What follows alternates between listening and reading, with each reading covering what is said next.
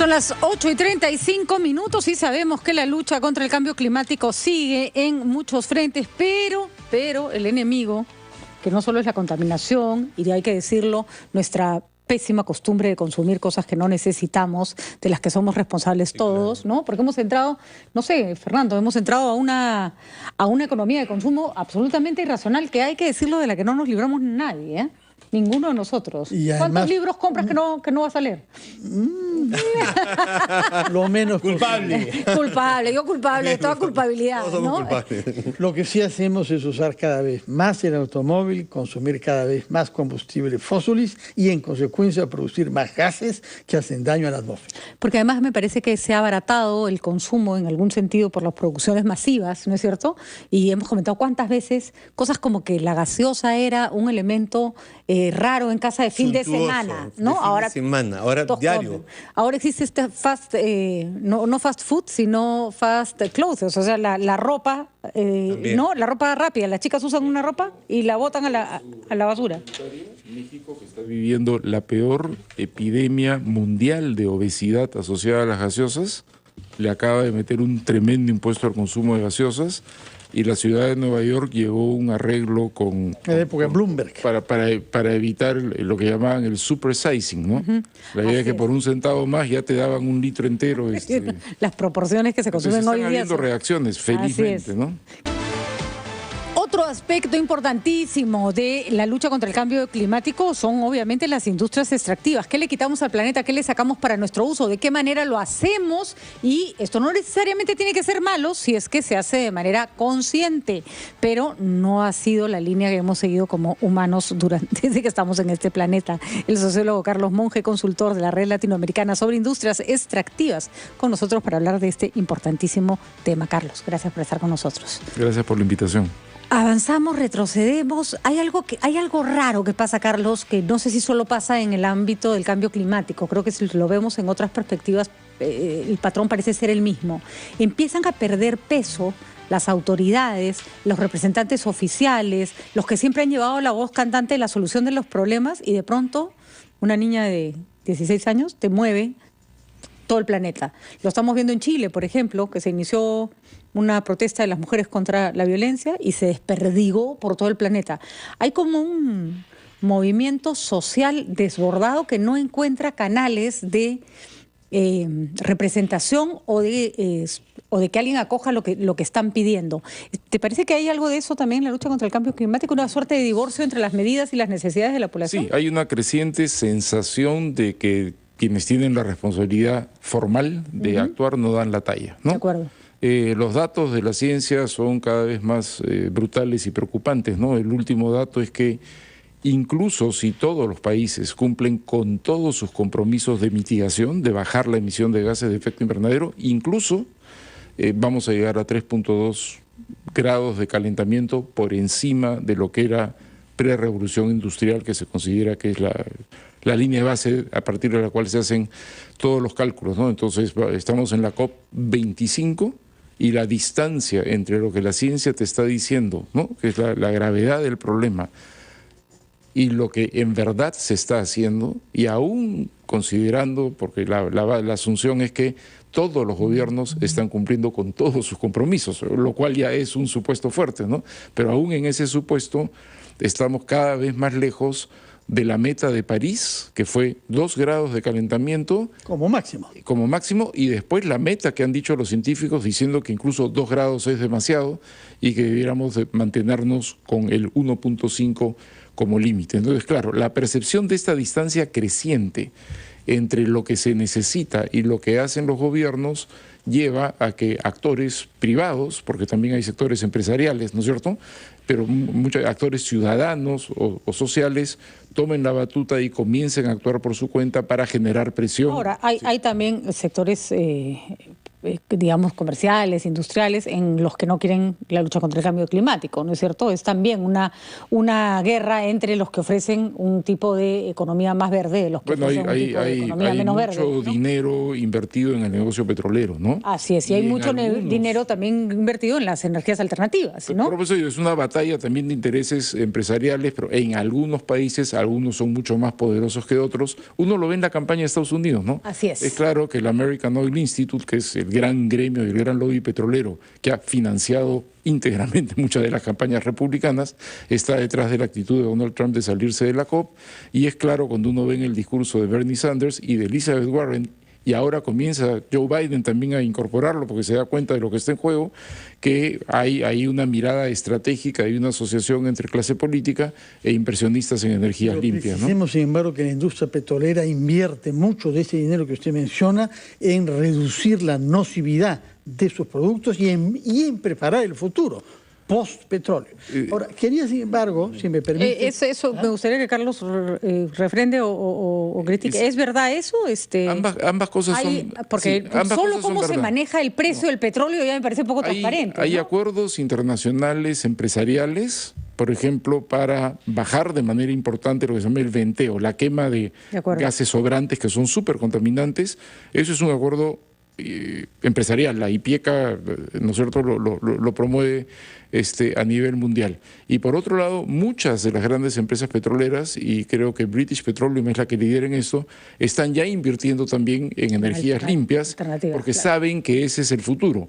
Pero en el corto plazo lo que quieren es poner en valor las reservas en las cuales ya invirtieron. O sea, quemar su petróleo. En el corto plazo quieren producir todo lo que puedan y ganar toda la plata que puedan y el problema es que ese corto plazo va contra lo que la ciencia está diciendo. Quería preguntarle sobre América Latina, porque usted trabaja en una red sobre energías, industrias extractivas en América Latina.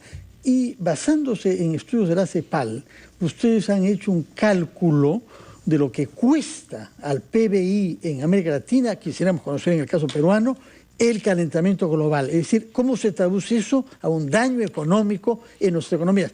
Y la otra pregunta, en relación a eso, han calculado también cuánto habría que invertir para mitigar los efectos del calentamiento global. Y quisiéramos tener datos en el Perú, si el presupuesto ha sido atribuido y para qué sectores específicos. Tengo el dato más general, son cálculos de la CEPAL. Sí. Estamos tomando cálculos de CEPAL, no son cálculos nuestros. El dato más general es que el costo del calentamiento global está entre 1.5 y 4 puntos del PBI, más o menos por ahí, no son cálculos muy precisos, ¿no?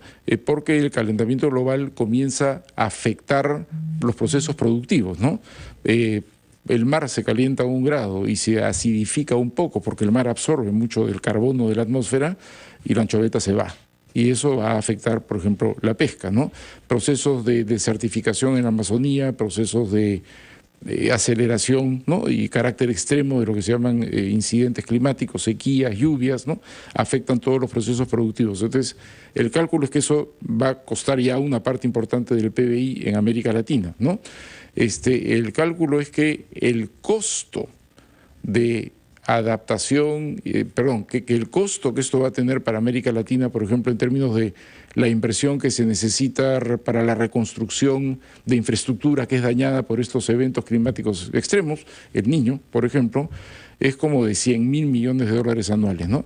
Y frente a eso la CEPAL ofrece un contracálculo. Dice, pero si inviertes entre 10.000 y 30.000, o entre 20.000 y 30.000, ¿no es cierto?, puedes prevenir, puedes ayudar a que la gente se prepare, puedes adaptar la infraestructura, ¿no? Entonces la CEPAL lo que está diciendo es, a nivel general, es un buen negocio invertir en prevención y en adaptación, ¿no? Que no hacer nada y luego esperar a gastar en reconstrucción, por ejemplo, ¿no? Entonces, tenemos esos datos que obligan a pensar, ¿no? En el caso peruano, los datos no son muy precisos. La CEPAL hace cálculos más generales, debe estar en el rango del 2% del PBI. O sea que perdemos... Por no hacer nada. 4.000 millones de dólares al año, sí, por no hacer nada. Por no hacer nada, y que si gastásemos la quinta parte de eso, ¿no?, en adaptarnos, en prevenir, podríamos ahorrarnos, digamos. ¿Y habría que invertir esa quinta parte, es decir, 800 millones de dólares? En términos de prevención, hay dos conceptos, ¿no? Uno es prevención, ¿no? Entonces, por ejemplo, preparar la infraestructura para la eventualidad de ciclos fuertes de lluvias. Hoy día sabemos que los fenómenos del Niño se aceleran. Antes eran infrecuentes, extraordinarios, se están convirtiendo casi en ordinarios y entonces uno ya sabe que Guaycoloro, por esa torrentera va a bajar agua y entonces lo que tienes que hacer de una vez es tener un puente más ancho para que soporte el paso de ese agua, tienes que reubicar de manera definitiva y ser muy estricto en impedir que esa zona se urbanice, porque es lo que ocurre todo el tiempo, ¿no es cierto?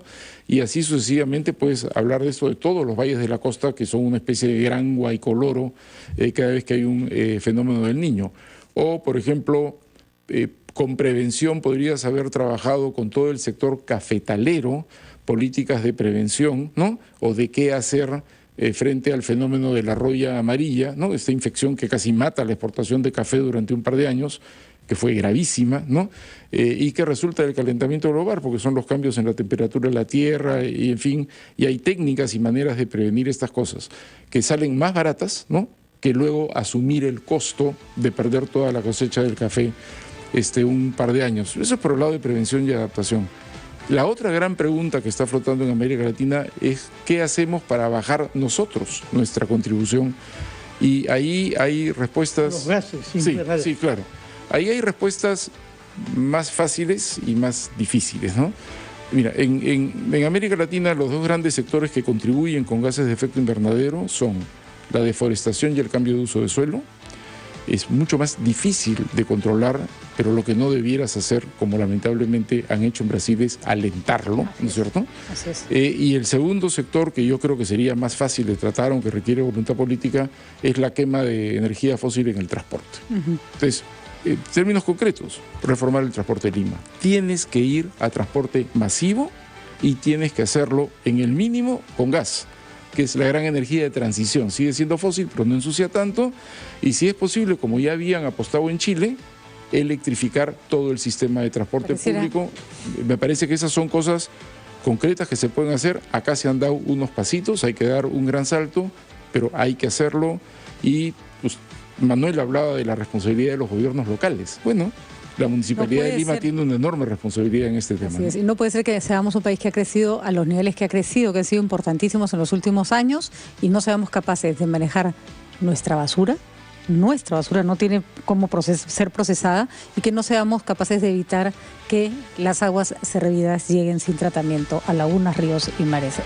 No, nosotros no nos tenemos que poner metas muy altas, cosas tan simples como manejar nuestra cochinada, es algo que todavía no podemos como país y queremos formar parte del país. ¿Qué no explicas el metropolitano? Digamos, ¿cuál es la enorme dificultad de hacer lo mismo en la Brasil, en la Salaberry, en la Canadá, en la Angamos? ¿Es tan difícil? Pensar en el ciudadano y en darle calidad de vida, ¿no? Que tiene que ver justamente con el cuidado del medio ambiente también. Muchísimas gracias, Carlos Monge. En realidad interesantísima la conversación sobre el clima, la cumbre que se realiza en Madrid y sobre los retos que tienen los países para mejorar nuestra vida en el planeta. Vamos a una pausa, escuchamos titulares, regresamos.